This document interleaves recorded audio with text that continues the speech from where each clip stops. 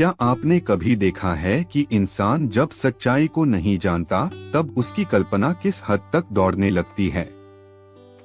छोटी सी बात को इतना बड़ा बना लेता है कि मानो पहाड़ खड़ा हो गया हो।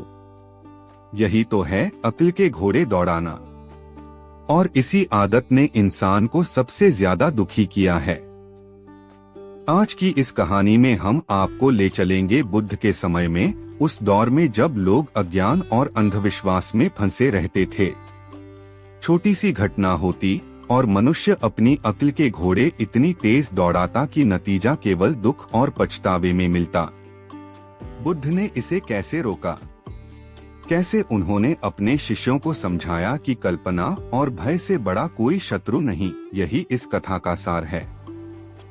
कहानी की शुरुआत राजगीर नगरी का दृश्य है। चारों ओर पहाड़, हरियाली और शांत वातावरण। बुद्ध का संघ वहीं ठहरा हुआ था। लोग रोज आकर बुद्ध से प्रश्न पूछते, समस्याएं सुनाते और उनसे समाधान पाते। एक दिन गांव के कुछ लोग बहुत घबराए हुए बुद्ध के पास पहुंचे। उनके चेहरे पर डर साफ झलक रहा था। उन्होंने बुद्ध से कहा, भंते, हमें बचाइए।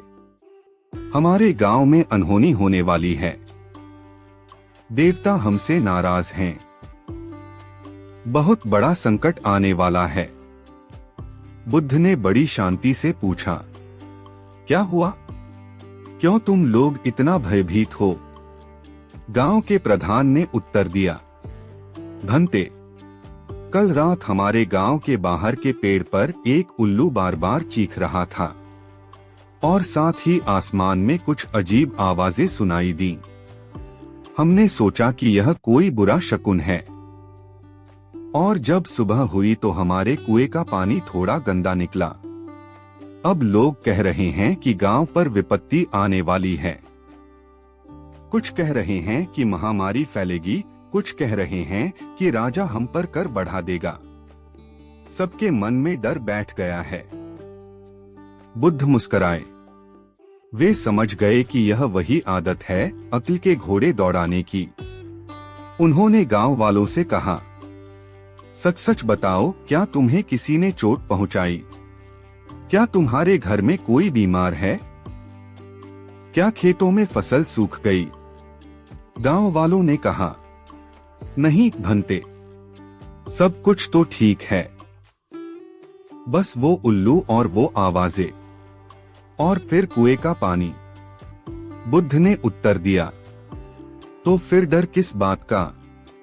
तुम्हारा दुख उस घटना से नहीं बल्कि तुम्हारे विचारों से है।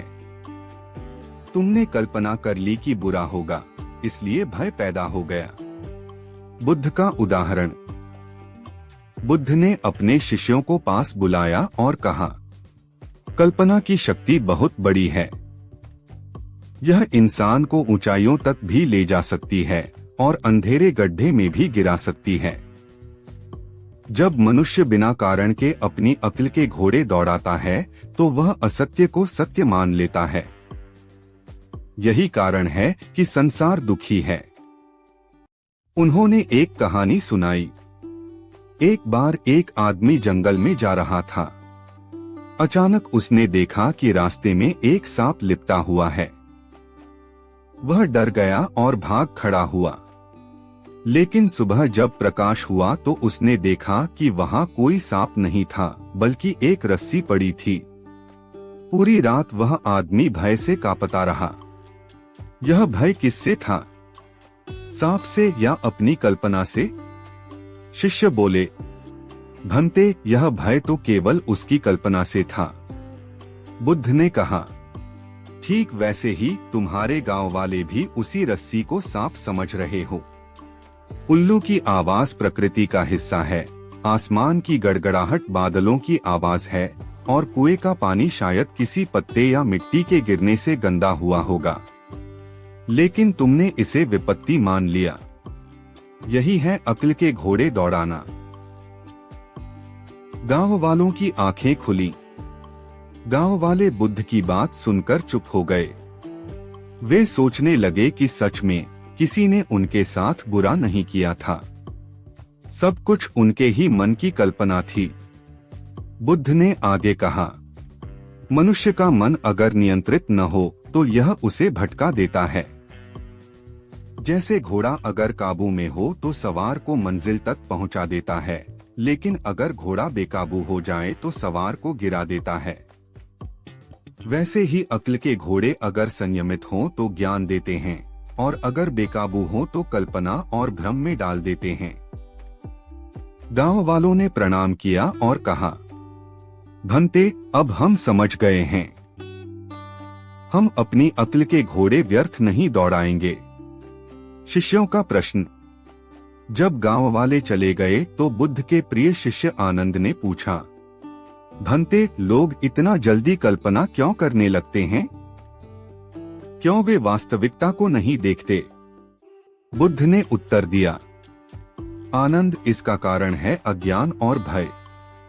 जब मनुष्य सत्य को नहीं जानता तब वह खाली जगह को कल्पना से भर देता है, और जब उसमें भय भी जुड़ जाता है तो उसकी कल्पना और भी तेज दौड़ने लगती है। यही कारण है कि लोग छोटी सी बात को बढ़ा चढ़ाकर सोचते हैं और परेशान हो जाते हैं। यहीं से यह शिक्षा निकली कि अक्ल के घोड़े दौड़ाना का मतलब है बिना वजह कल्पनाएं करना, ऐसी बातें सोचना जिनका कोई आधार न हो।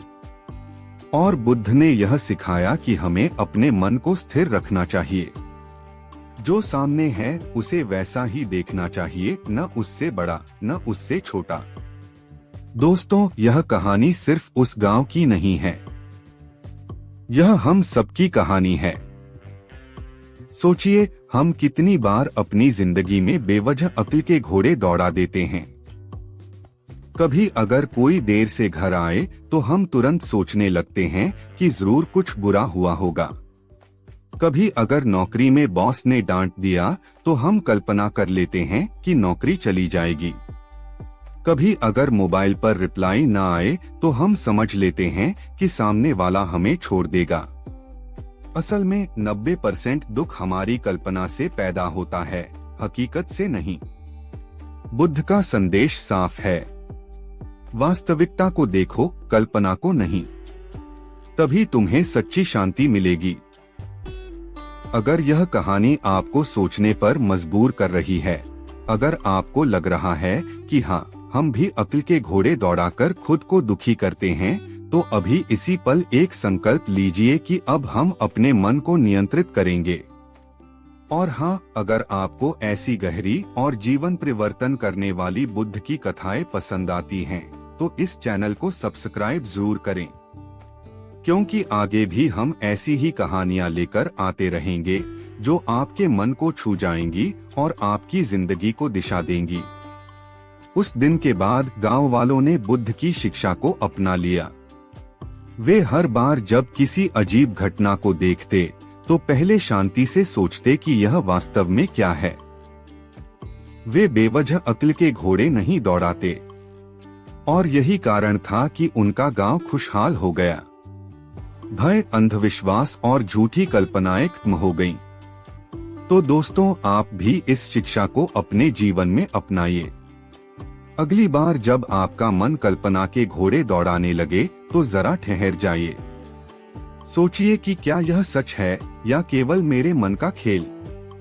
बुद्ध ने कहा था, सत्य को देखो, कल्पना को नहीं, क्योंकि सत्य ही तुम्हें मुक्त करेगा।